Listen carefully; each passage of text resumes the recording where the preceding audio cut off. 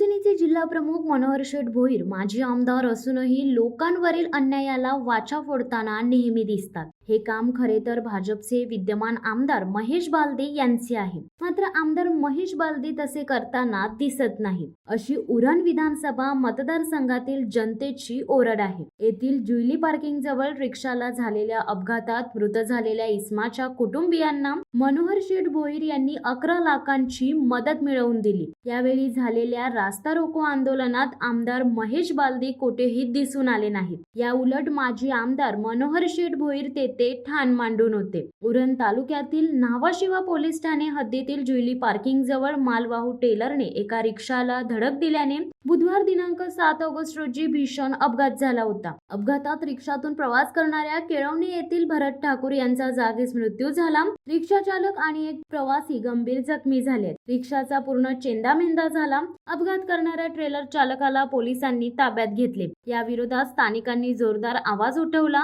अपघात झालेल्या अपघातग्रस्तांच्या नातेवाईकांना न्याय मिळावा म्हणून ग्रामस्थांनी रस्त्यावर बसून JNPA हायवे जाम केला। घटनेची माहिती मिळताच उरणचे माजी आमदार मनोहर शेठ भोईर घटनास्थळी दाखल झाले। अपघातग्रस्त कुटुंबियांना न्याय मिळाल्याशिवाय हलणार नाही असा इशारा देत माजी आमदार व उद्धव बाळासाहेब ठाकरे शिवसेनेचे जिल्हा प्रमुख मनोहर शेठ देखील ठाण मांडून बसले। अपघात करणाऱ्या ट्रेलर चालकाच्या मालकाकडून मृत भरत ठाकूर यांच्या कुटुंबियांना 11 लाख रुपयांची मदत मिळवून दिल्यानंतर माजी आमदार मनोहर शेठ भोईर यांनी आंदोलन स्थगित केले। अपघातात जखमी झालेल्या दोघांना देखील मदत केली। मनोहर शेठ माजी आमदार असूनही लोकांवरील अन्यायाला वाचा फोडताना दिसतात। हे काम खरे तर भाजपचे विद्यमान आमदार महेश बालदे यांचे आहे। आमदार महेश बालदे यांची प्रशासनावर पकड नसल्याने महसूल, आरोग्य, पोलीस, वाहतूक आदी शासकीय यंत्रणा बेफाम झाल्या आहेत। त्यामुळेच उरणमध्ये कायदा सुव्यवस्था, वाहतूक कोंडी आदी समस्या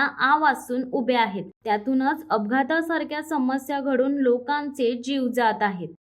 शिवसत्ता टाइम्स न्यूज ब्युरो उरण।